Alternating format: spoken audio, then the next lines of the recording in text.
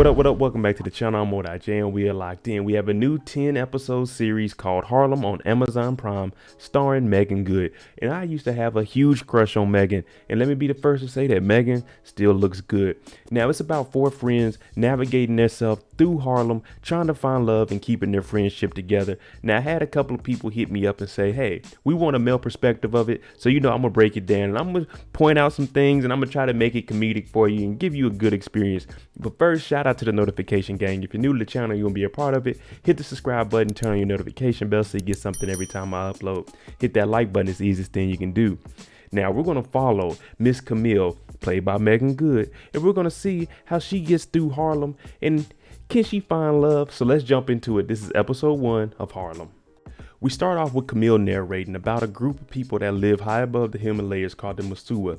In this culture, the women, they do all the work. I'm talking about building, harvesting, everything that you can think of. The women are more in charge here and they have more control of their life here. The men, they're just there basically for support. Now, these women, they have a thing called walk-in marriage. And what they do is they don't really get married. They find a man and they walk with him. If they walk with him, this is who they're with. Now, she doesn't mention that this whole community is everybody.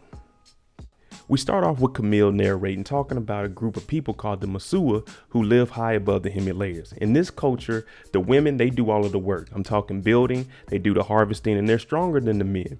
They also have a thing called walk-in marriage where they don't physically get married. When they walk with a man, this means they're married to him. Now, they can have kids with this guy, but they can also leave him and go walk with someone else and be married to them. Now, what Camille is saying is in this culture, women take control of their destiny. If they want a new guy, they can go get a new guy, and so on and so on. What they didn't mention, I did a little bit of research on it, is that it takes a village here. So there's no thing of jealousy.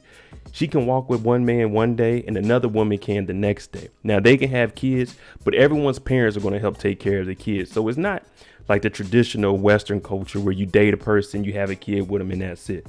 So they didn't mention that. But what they're trying to focus on is these women, they have control of themselves. If I want a new man today, I can do it and no one frowns upon it, unlike in Harlem. Camille's talking about how hard we have to do to progress ourselves in life. We see here that everything is changing. Lost our lease, thank you Harlem for 40 great years. This is a place called Ray's and it's somewhere that they used to frequent a lot. And Camille, she wants to know, why isn't it in our society that women can go out and do what they need to do and satisfy themselves? Also, what they're doing here is showing the gentrification in Harlem, and she's relating it to herself. How can you really know yourself when everything is changing? You see here is old spaces that are shut down. They're putting in these white stores, Banana Republic, Sephora, and she's saying that about herself. We got to keep moving forward, but how when everything around us is changing? Now, she does bring up something that we know is a big talking point right now, how the dating pool is. And she's saying educated women in Harlem, they have a small dating pool. It's only a couple of us brothers out here that are actually out here getting it. You know what I'm saying? I don't live in Harlem. I live in Cali. But it's the same way. The successful women, she's saying they're not thirsty. It's just the men that they feel like are on their level is very, very slim. And you see all the women on the train looking at my brother right here. He came through clean. It's not often you see a brother in a business suit. She's showing how people are using social media to broaden their ranges, because what you may have on your checklist, you may not get everything. So some things are going to slip up under there. But the dating pool is so slim to try to find someone that's perfect for you. Even though there's always someone out there for you, you still have what you want. It's the same for men. We have our preferences. It's hard to find it, but you'll find somebody for you. Long story short, Camille is telling y'all to focus on yourself and be like the Masuah, ladies. Do your thing, work hard. But what she didn't say anything about the Masuah is how they actually run everything. We don't see nobody out there digging ditches and harvesting food and bringing it back to the people. So if you really gonna be the Masuah, then be all the way. But they ain't gonna do that. Camille's a professor and she's basically using all that narration that we heard. That's what she's teaching in class. And she wants them to write an essay on what if we lived in a world that was ran like the Masuah. Now, after class, there's a young brother named Malik. He comes up with an apple and you can tell he's flirting with her. What do we know? Professors are not allowed to mess with students. Well, if they're in a class, and she's saying, hey, I can't be involved with you. You need to go on. But Malik, he seems pretty persistent. He brought her an apple. I wouldn't have did that move, but he brought her an apple. Camille goes to talk to her boss, Robin. And what she's saying is, Robin, I have an offer to go out to Kansas. Now, I was born and raised in Kansas City, Missouri. She has an offer to go out to Kansas. Now, there's only 2 schools out there that are really worth going to teach at, K-State and KU. Let me tell you, there's nothing around either one of them. But Robin is saying, I wanted to surprise you. I actually pulled some strings. You're going to become a full-time professor here. So this is preventing her from going out to Kansas. It's like, well, now I can stay here, because at first she was just an adjunct professor, which means pretty much temporarily until we can find somebody full hire. So now at least she gets to stay in Harlem. Trust me, that's the best decision, because it ain't nothing out there. Now we meet the friends. There's 4 of them. We have Camille, of course. We have Ty with the little scully on. We have Angie with the big hair, and we can't see Quinn with this angle. But they're all meeting up because they want to talk to Ty and want to know, are you rich? Because she has a dating app. So let's see what she did with this dating app, and did she actually sell it? Ty's in here, and this is what normally happens with a startup. You have a larger investor come, and she has a dating app for queer people of color to be exact. And the offer from this white gentleman is only $750,000. And he's talking about, do you want to play with the big kids, be at the big kid table? And I'm thinking the same thing as her. 750,000. Oh, that ain't no big kid money, because after tax, I'm only going to get about 470 out of it. Now, he makes a comment and says, can't you chime in? Well, it turns out this white gentleman next to Ty is just her assistant. He's like, really? So Ty tells him, get the F out of my face, because that is not a good offer. So she didn't sell her dating app. And I think that's good, because an app like that, man, you can easily get $5 or $10 million off of it. And then you can still keep some equity in it. That's what you got to do. Now they're getting on Ty because she didn't sell that. Of course, it wasn't anything that she should have took. $750,000. That's chump change, people. We got it over here. Well, I don't. And they're telling her, oh, you're going on a date? You have a type. And they're talking about as an Instagram model. Now we see Ty sitting down, and she just has different women sitting here. She's the player out the group. Everybody else, they just living. Her, we out here in these streets. We get to meet Quinn. Now we know Camille's a professor. Ty has a dating app. Quinn, she's a designer. And she's in here. She has a little meeting. Well, guess what? That's disturbed by who else? Miss Angie comes in. Now she's full of life. Unlike the other people, she doesn't have a care in the world. Well, it turns out she doesn't have a job. She come in singing, what is that? The City Girl song. She's singing that whole time. Quinn is on a business call. And she's saying, look, I'm going to support you. Even if you get a job, we're not going to change up. She's sitting here. And at this point, if this was one of our friends, we would consider him a bum. If this was a man, they would consider him a bum. No job. All I do is sing and sleep on somebody's couch. But she tells her, hey, Quinn, you know you're on a business call. Quinn's like, damn it. Within the group, we joke around and we call each other a bum. Hey, Angie, you a bum. You got to get up off my couch. But that's just us joking around. Now, that's the difference between men and women. For them, they take it a little personal. But Camille's here and she's telling her, hey, look, you know what I'm saying? We support you. We remember in college, people used to be lined up around the block. Although that was years ago, she's still trying to tell Angie, hey, you got it. Just stick with it. While Camille and Angie are walking, we look down the street and we see a gentleman on the phone, clean cut guy. I'm like, okay. This man's name is Ian. Now we go into a flashback and we see Ian and Camille. He's getting into a cab. She's crying. And we all done been there. There was a relationship that you had. It may have not worked out. Either he's leaving because they broke up or he's leaving because he has something that he has to do, probably business or something. But with Angie hiding with Camille, that means Camille had to have done something wrong if she's scared to even see this gentleman. I don't know. Let's see how this plays out. Now, the ladies, I told you, close group of friends, they're going to see movies. Now, they at the good movies. I'm talking about recliner seats. You can probably get real food in there. They got mozzarella sticks. You probably, hey, let me get a piece over here. And they're talking. And it turns out Ian went away to be a chef. And she said after he went away, oh, she doesn't really think about him. So like I said, he either went away from business or they broke up. So he didn't leave her. He went to go do something to better himself in the future. And she's hiding because she must have said, hey, we don't need to be together if you're going off and do this. So now she's regretting it. Now we hear Camille talking about if he has a girlfriend now, it doesn't matter. And race it doesn't play a part. And Ty, she talking about, nah, if she's black, all right, you could be cool with it. But if it's white, oh, it's free game. You even hear Angie over there talk about, yeah, you got to get on to it. So it looks like Camille's wanting them back, but she's holding it.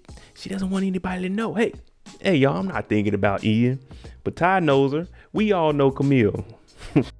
Now, we go to the next day. We got Camille on the treadmill. She working out. I'm like, yeah, keep that body right. And guess who shows up? Young Malik. And he's talking about, hey, guess what? I'm not in your class no more. I withdrew. Now, he's doing too much because I don't know how far they are in the semester, but I ain't withdrawn from nothing. And he's talking about, maybe we can go on a date or something. So what he does is he puts his number in her phone. So if she feels like hitting him up, she can. Now, of course, she's looking at him. He's younger. He was a student. So she's not really paying it any attention. But hey, I give a young brother credit. He's trying. Persistence. I told you, these friends, they meet up all the time. I'm talking about, I ain't hung out with my boys this much every single day. Every 3 or 4 hours, we got to check in and get a drink. Now, they're talking to Camille about it, and they're saying, hey, you might need to take that up. You ain't been on a date in a while. Now, they're at this restaurant, and they're waiting for a table, and they come here frequently. The lady, the hostess, she lets a group of white women coming in, and they've been waiting. So, of course, Ty got something to say about that. I hate when I got to wait and someone else comes in. Unless they got a reservation. Hey. We were here before them. Everyone's talking about the relationship, but when it gets to Quinn, they're looking at her like, you be getting catfish. The dudes you mess with, one had a collectible action figure thing. Now, that's very lucrative if you got the right one. Don't get that wrong. Then Angie talking about you had a Beijing nigga steal your flat screen TV. And she's like, well, that wasn't verified. First of all, Angie, he may have been a bum, but you living on somebody's couch. So you and him are technically equal. But she ends up talking about the new guy that she has, and he's a lawyer. And she said she confirmed this time that he's actually at a law firm. He only lives in Long Island. And if you know New York, Long Island from Harlem, that's a little commute. Angie and Quinn, they get back to the house, and Angie is saying, guess what? I actually got me a job. So Quinn like, cool, you know what I'm saying? You've been living on my couch and stuff. You ain't putting nothing in the refrigerator. You just eating up everything. But it turns out this is just an open mic. There ain't no money in the open mic. Now, there is a possibility of someone seeing you there. So I give her that. Now, Quinn is saying, look, I'm about to go on my date, going up to Long Island. It's an 11 o'clock date. And Angie's saying, ain't nothing, saying there ain't no date. They started like 8, 9 or 10. Well, if you haven't been out or been anywhere, then you would assume that. Now, I'd have been to places. I'd have went up in the Spear Tower and everything. And my reservation was 11. There's things out there other than them legs at 11 o'clock. Now, Angie's telling her everything about relationships. Everything you could think of. She like, tell them to come here. Ain't nothing open at that time. This is what you need to do. What you wearing? You shouldn't do that. She's like, Quinn's like, hey, bro, chill. You're using me. She's like, you feel like I'm using you? Yeah, you're here on my rent-free couch. If it's my homeboy staying with me, hey, first month you good, but after that, I'm gonna leave like $100, $200 or something. You know what I'm saying? You gotta put in something. So they get in a little argument, but you know how friends are. So Quinn leaves, but then she comes right back in the house, and you just heard Angie say, F that couch. It's stiff anyway, but she gets on it. Quinn comes back in talking about my train don't leave for another 2 hours. That's just how friendships are. Y'all gonna yell, y'all gonna argue, but y'all gonna be right back cool after it. Now it turns out, Ty, she does have a type, but this isn't her type. And she says, let me admit, this is my first time. I normally don't date masked women, and I'm guessing that's masculine women. She's the masculine one in a relationship. So she's saying she normally doesn't do this. But these two, we caught them kissing. And you know what that's going to lead to, because Ty, she a player, and that's leading to the bedroom. Quinn takes the train up to Long Island. Fellas, listen to me. For your first date, don't go to the club. If you're going to do anything that you want to have some music, maybe a lounge or something where there's lower music in the background so you can actually have a conversation. And there's more of an intimate setting. It's you and her, not at a bar. You know what I'm saying? Everybody just behind you dancing. No go. Now, she's in here. She has to yell over the music. Like I said, no go. And she's asking them, hey, at your law firm, is there upward mobility? Meaning, is there a potential chance for you to get promoted?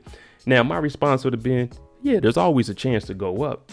But I'm good where I'm at right now, because let's be honest, New York, Long Island, he's a lawyer. He's probably making fairly good money. I won't even say fairly good. He's making good money as a lawyer.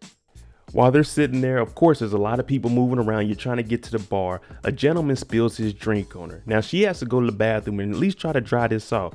This is another thing. Ladies, never leave your purse, your phone, nothing important with a man you just met. Take it to the bathroom with you. Now, she goes in here. She tells him to watch it. And she's in here. And, there's a drunk girl that comes in. She throws up. She's like, hey, you over there having a good time. No, I'm trying to clean off my dress is what Quinn is thinking. Once she gets back, this man then took her purse, got her phone, got her wallet, everything. She went to the bartender. The bartender's like, oh yeah, he said you gonna close out the tab. This man then pulled a fast one on her. We done heard about the guy with the action figures. We heard about the guy that stole her flat screen TV. So it looks like Quinn just isn't doing a good job of picking these men out. Ladies, you gotta vet them. Now, you know what I'm saying? I usually give all the game to the men, but you got to vet them. And that's why you got to meet them in a different type of environment, because the club on the first, yeah, no go. And now it's looking bad because you got all this on you with no money. Now she's out by the train station. Please, man, let me get $1. Let me use your phone. I need to get a ticket home. Now she talks to this white man and he's like, I don't know if I should give you any money. You're out here, you don't have a phone, no money, no purse, no nothing. I'm not going to give you money so you can go do crack. She's like, sir, I do not want to do crack. I just need a train to get home. And the reason he said that is because, a lot of homeless people come up to you. And also, ma'am, it's about 12 o'clock. There ain't no more trains till 5 o'clock in the morning. So it's going to be a cold night. Well, we know what that led to. It led to Ty doing all the work in the bedroom. And guess what? Her date? Oh, I got to get up and go, man. You thought this was going to be something serious? Ty ain't a player. It backfired on her. Yeah, and guess what? Her date left. She talking about, I dislocated my jaw. And you leaving like that? Now you know how it feels to be a man. You put in all that work, get them to the room, and they dip on you. We didn't all been there before. Back to Camille. She has to grade all these essays that come in, and she's reading them. Okay, Masuah, we can never be like that. But now she gets to thinking, maybe I should be like the Masuah. We actually see somebody pop up from the Masuah culture, and she looks over at him, and now she's thinking, let me go ahead and text this young brother Malik. Let's see what he on. She texts him. He pulls up. Of course he's gonna pull up. He's been waiting for that text message all week, or however long it was since he gave her the number. Now, when he gets there, she kind of starts second thinking about it. Like, I don't know. Let me make this clear. Like, this is just for the night, and I don't want you to think that it's gonna be more than what it is. I don't want to be me too, he too. Yeah, well, this young brother, yeah, he ready. Now, young boy gets to the room. I'm thinking, okay, he done did it. You about to get your professor. I don't know what this kid is on, but he gets in there. He talking about, yeah, take control. He lifts his legs up. I'm like, oh, brother, what kind of, hey, man. Camille looks at him. She's like, man, nah, I'm good. But you can go ahead and leave. He wanted her to lick his, what the, oh, boy, man, these kids is tripping nowadays. Now, back to Quinn. Quinn, she finally gets the chance to call somebody. And who does she call? She calls Angie. Angie pulls up in the Uber. She got on the best clothes that she could find that were Quinn's. And she's like, I told you so. You came all the way up here. But as I told you, we know how friends are. We're going to joke, clown with each other, but we're always going to look out for each other. So even though Angie doesn't have the money or the job, she still was there for Quinn when she needed it, even though she used Quinn's account to get that Uber up there. And she's wearing her jacket just in case Quinn got cold. Of course, Camille got to go back and tell the girls what happened last night. She was about to get some young thing, and it went wrong. Boy lifted his legs up and she was out of there. Now, of course, everybody clowned her for that. And she's saying, you know what? To finish this conversation, I don't need another drink. You hear Ty talking about, hey, give me one too. Hook it up. Now, while she's going to the bar, who do we see? We see Ian. He's up there at the bar and she's having flashbacks of when they used to be getting it on. And she's walking up to him, but she's thinking, should I touch him? Should I say hi or should I leave? So this is really getting us thinking, she must have did brother wrong, man. He must have been trying to better himself for the future of them two, and she broke up with him. She done creeped up behind. What y'all think she gonna do? She gonna touch him or she gonna run?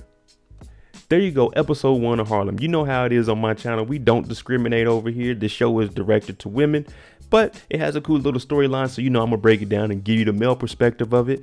What I want to know is, do you think that Camille is actually going to touch him on his shoulder, or is she going to walk off scared? Let me know what you guys think. I'm Mo.J. If you like the content on the channel, hit that like button, hit the subscribe button. Thanks for watching. I'm out. Jimmy on the beat, boy.